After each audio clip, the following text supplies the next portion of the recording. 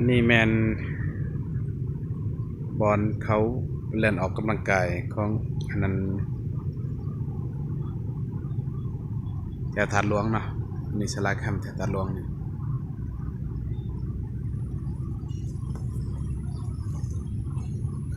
งานพญานาค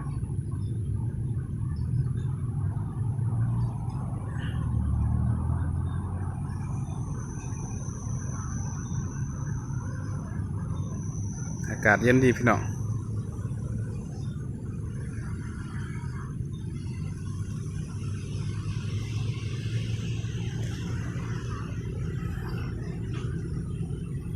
อลหันก็จะเป็นบอลเล่นคนเล็กหน่อยเนาะคุณก็อันนี้ก็เป็นบอลเขาไปออกกำลังกาย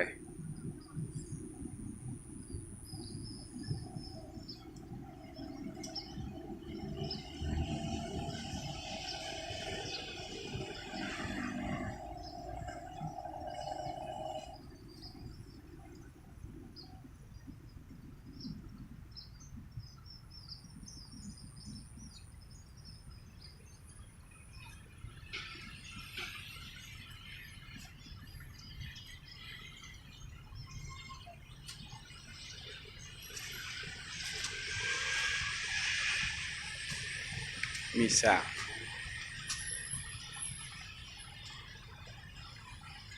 คัดไว้กับปัน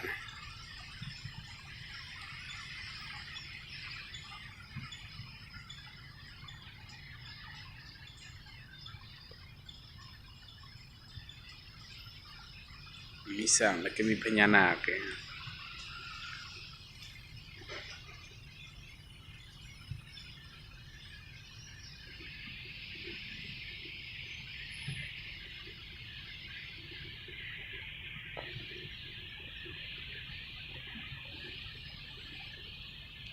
ปลาหลายเนี่ย